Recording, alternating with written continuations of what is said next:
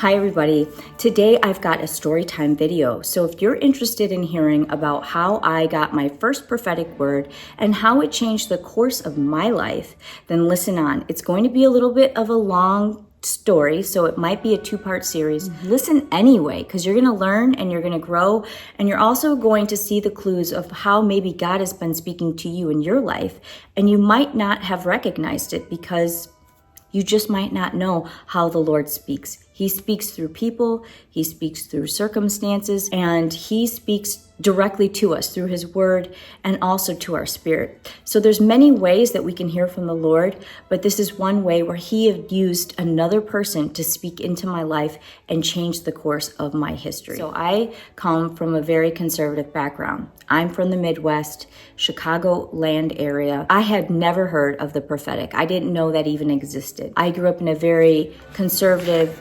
Christian, strict Southern Baptist church. None of that was ever talked about. I personally had the Lord speak to me as a child, so I always gravitated towards church and hearing messages and wanting to know what God wanted for my life. I just desired to know God more. I'll just give you an example of my heroes as a child. I loved Joan of Arc, which honestly I look at now and I'm like, okay kid, let's not get too crazy, because it didn't end well for Joan. I loved her passion, and I loved that she wanted to live fiercely for the Lord, and she didn't back down. I wanted to be a missionary. But the longer that I grew up in the church, around church people, the more disillusioned I got about God. The more I thought, maybe this isn't what I'm looking for, because the church was all about performance and everything was on what it looked like. So it didn't matter if your heart wasn't right, as long as you showed up and you spoke clean and you sucked up to the right person. It just didn't feel real to me, and I wanted to have an authentic relationship with God. Human beings are messy. I wanted to be real. I felt like this doesn't jive with like a genuine relationship. If I have to clean up my act to hang out with my friend, then how good of a friendship is that? I want to be fully me. I'm a mess, but here I am in my authenticity. And knowing that my friend is accepting me in that space of imperfection tells me that I am truly loved. If I have to clean myself up for God so he can love me, that doesn't feel authentic to me. I began to get turned off by Christianity because I saw kids that were faking it and sucking up to the teachers and lying and doing all these shady things behind the scenes, but they could clean up and look really good, and those were the good kids. Not saying I was perfect, but I would have questions. I would read the Bible, or I would go, hey, this doesn't make sense. Why do we do this? And they would say, oh, you're being rebellious because you have these questions. And I'm like, no, I'm not. I'm actually really interested in knowing the answer. I want to know God more, and you guys are the experts, but they took an offense to that. And then I got offended. They can't see that my heart is for God, that my heart desires to know him more. They're only seeing that they can't answer the question. I really don't know what the problem was, but they didn't like it. I began to build a wall up. And I also had issues. I had issues with rejection at home, a lot of stifling of my spirit as a child. Also, sexual abuse situations outside of the home. I eventually got to the point where I had graduated high school, and my parents really didn't want me to go to college. They never encouraged it because we couldn't afford it. I also had a learning disability. I will film a video on that if you're interested in hearing. I was struggling in math. That was my big thing. I just wanted to graduate from college. To me, that was a dream. I wanted to have that degree to prove to myself and everyone around, whatever category you want to place me in, I am more than you are trying to tell me about myself. So for me, college was really important. It wasn't just for my education, to be honest. It was something to fulfill my heart's purpose of feeling valuable. I didn't feel that I was valued. I didn't feel that anyone wanted to invest in me. If I wanted anything, that I had to invest in myself. I had to work for it myself.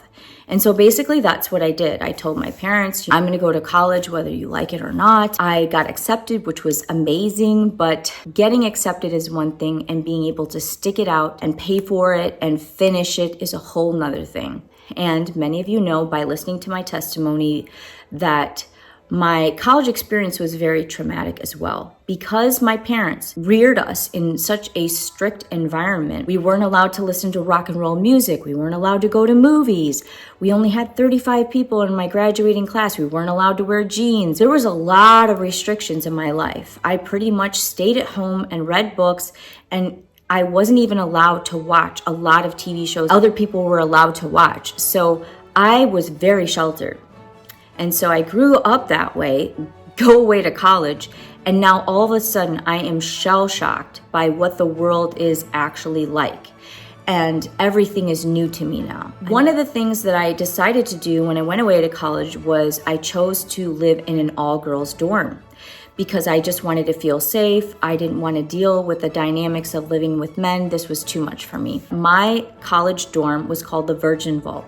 It was in the center of campus, and it was a very safe place, but it was also where all the girls who were getting ready to graduate, usually seniors, would just kind of live in that dorm so they could hunker down and concentrate on their studies.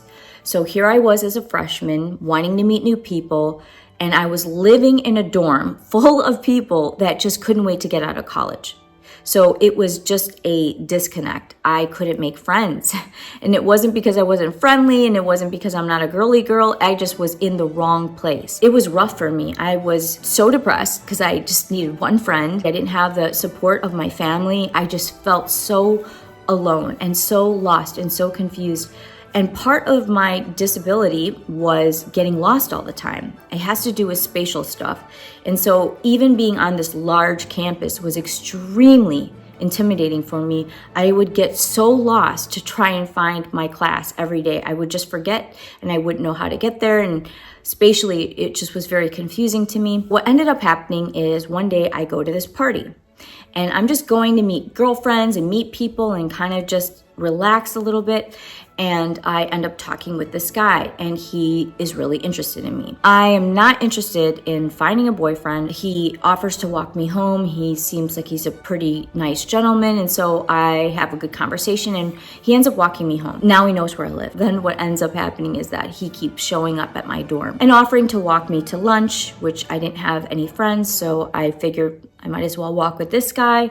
At least I have somebody to walk with. Slowly over time, he began to work his way into my life. Because I didn't have any friends, I just let it happen. Really dumb, but that's the place that I was at. With every semester that went by, I knew I was going into further and further debt. I didn't know how I was going to pay it. I didn't have any money. I was struggling. I couldn't sleep. The anxiety was getting so bad. Now my grades are kind of slipping. At this time, I met a girl on campus who was a exotic dancer. She just told me, hey, I only do it on the weekends. Nobody here on campus knows, and it's great money. I share more about this in my testimony playlist, so if you want to hear that whole story, just listen to that. But long story short, I end up becoming a dancer. The boyfriend's not loving it, but he's not helping me out, so he ends up manipulating me to pay for everything. So I'm in this situation where I am financially responsible, not only for myself, but now he's living off of me, not getting a job and stealing money, scamming money, always coming up with a problem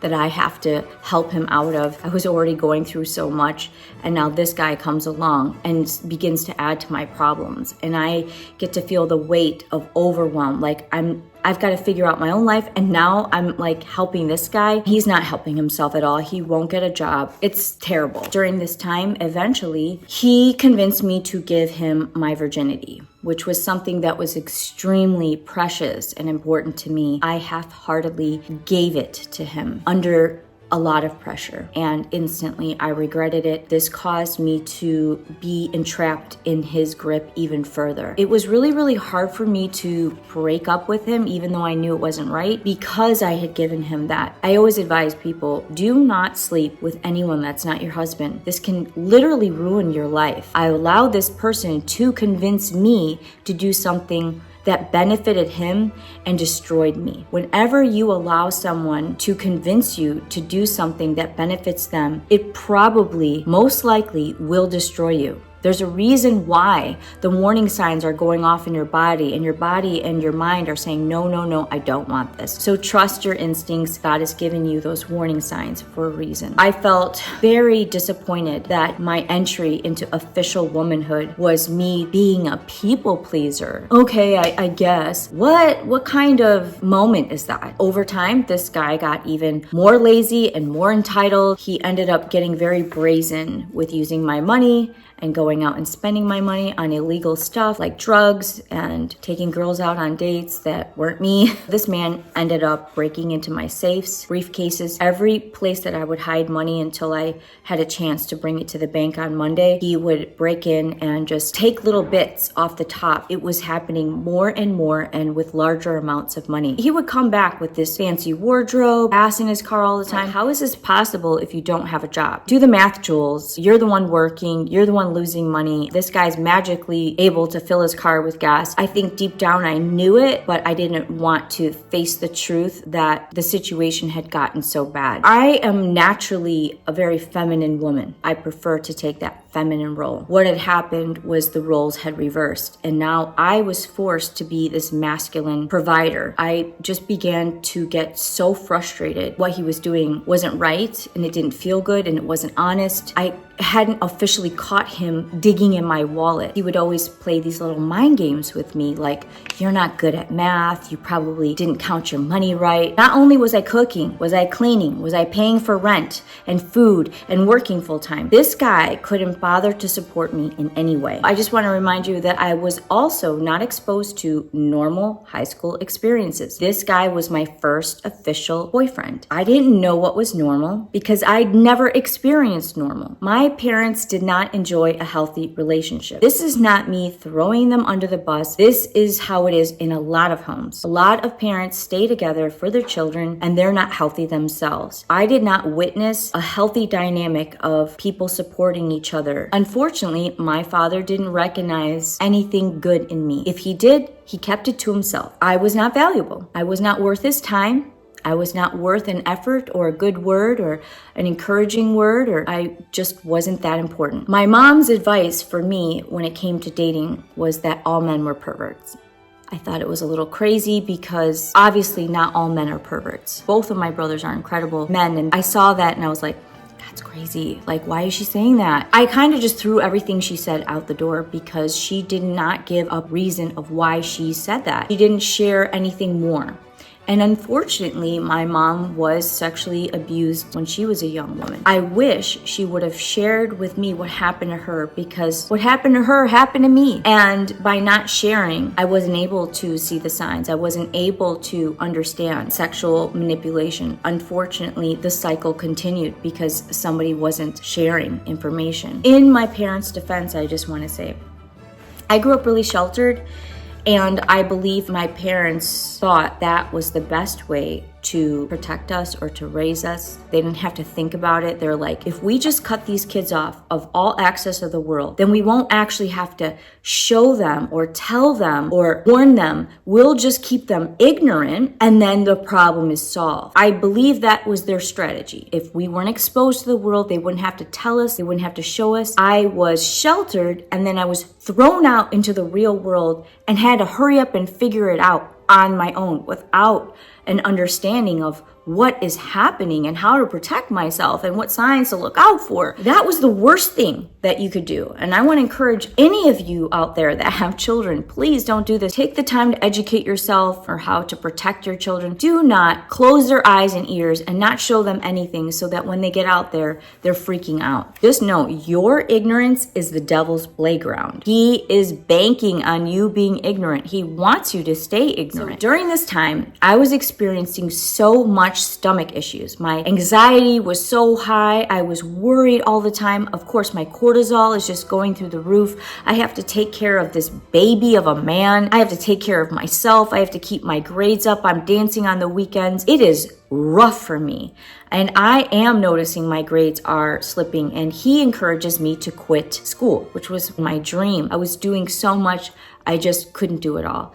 And I felt like dancing was something I was actually good at. It was the first time in my life where I was being rewarded financially for what I was doing. It was the first time in my life I was successful at anything. Up until this point, everything in my life had been so hard. Obviously, school was really hard for me when you are in a small school that won't adjust the learning to your learning disorder. Their solution is to just hold you back, which makes your self-esteem crumble. And now you are this weird kid that is being held back for having math problems, which a lot of kids struggle in math. And then they just take a special course that can help them learn according to the way that their brain absorbs the information. But that's not the way that I grew up. I grew up where they just held you back. That does a number on a child's self-worth. Everything in my life was rough up until that point, and I was tired of feeling like a loser. So I just embraced where I was at. Maybe I'm dumb, but that doesn't mean I will be poor. At least I can make as much money as I can. And so that's what I did. I just had a game plan to make money and save money. And I was saving for an apartment building because eventually I wanted to become a landlord and have like a 6 flat and rent things out and be able to sustain myself with that. Going back, I'm having these stomach issues. So I'm going to a specialist that is helping me with that. And her name is Wanda. She was a Catholic believer and she had a girlfriend named Grace. I would talk to Wanda about my problems. Wanda was probably about 75 years old. Amazing woman. I felt so close to her. She was like a mom to me. She really took me in. I felt loved by her. I felt cared for by her, and she worried about me and checked in on me. She got to the point where she said, Julia, you are not doing good, and I feel like you need to talk to my friend Grace. Grace is really gifted in helping people see their circumstance in a whole new way. She's able to see into the future. She's not into witchcraft. She's actually a Catholic, but she has this really strong gifting. At this point in my life, I am dancing, reading the horoscope. I've gone to card readers and all that kind of stuff.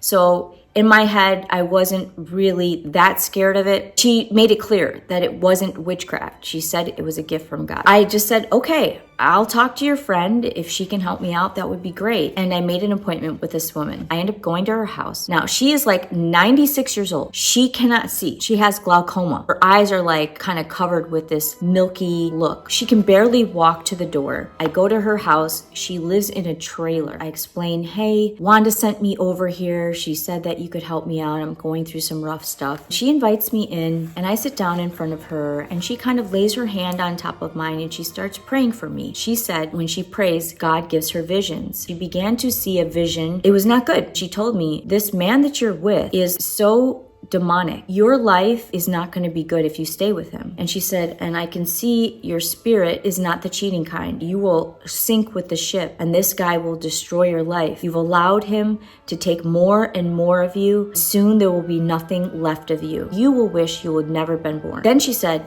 he's cheating on you with this girl. And she describes this girl that looks exactly like my best friend at the time. My best friend was another dancer. She was the opposite. I'm petite, I'm brunette, and she was this tall blonde. She looked like a Barbie doll. She said the two of them were meeting at this restaurant. This restaurant was like a 24-hour diner. I knew exactly where she was talking about. In my head, I was thinking, I trust my friend. I don't trust my boyfriend, but I do trust my girlfriend. I do trust that she loves me and that she would never do anything like this. And so I kind of put it out of my head. I thanked her. She wouldn't take any money. She said it was a gift from God and she just wanted to bless me and wanted to encourage me. I left feeling very heavy and very sad. I think I just was in denial. I didn't want to believe the things that she was saying were true because then my life would have to change. Every single time I had tried to break up with this guy, because I had tried several times, he had caused so much hell for my life and I just didn't want any more stress. Deep down, I was like, this is going to be a nightmare to deal with. And so I just put it in the back of my head. I don't want to believe what she said. None of this has been proven true.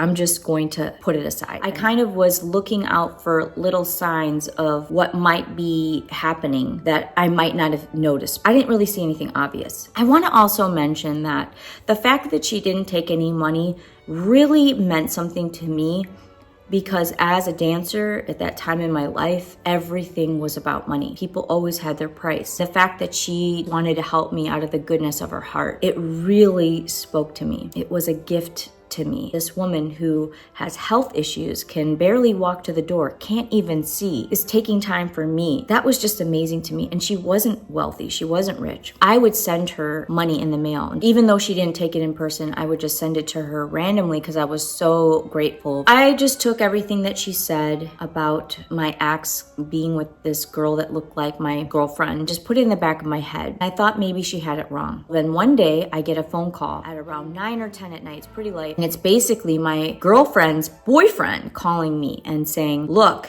your girl needs to tell you something. They're screaming and yelling and there's a lot of chaos going on. You better tell Julia what she needs to hear. She's screaming. She refuses to get on the phone, and then he gets on the line and says, guess who I found parked out in front of our house, making out in the car? Your best friend and your boyfriend. Don't trust either of them. I am so sorry that I have to be the one to break the news. Grace's words began to echo in my mind. She warned me of this. I wasn't brave enough to let it all sink in, but I needed the truth to hit me in the face, and here it was. This is just the beginning of the words that Grace gave to me. Finally, my heart was cracked open. I was shocked. Everything that she said was true, and now I had to face the truth. Then I go back to Grace. I'm gonna have to make another video, so I will be doing that. Part 2 is even gonna be better than what you're hearing right here. I just had to set up the story so you can understand the situation I was in, and then the word would actually make more sense. I'll see you in part 2. Hang on, because it's coming soon. Please comment below on what you think about prophetic gifting and if anyone has ever given you a prophetic word. I'll talk to you later. Bye-bye.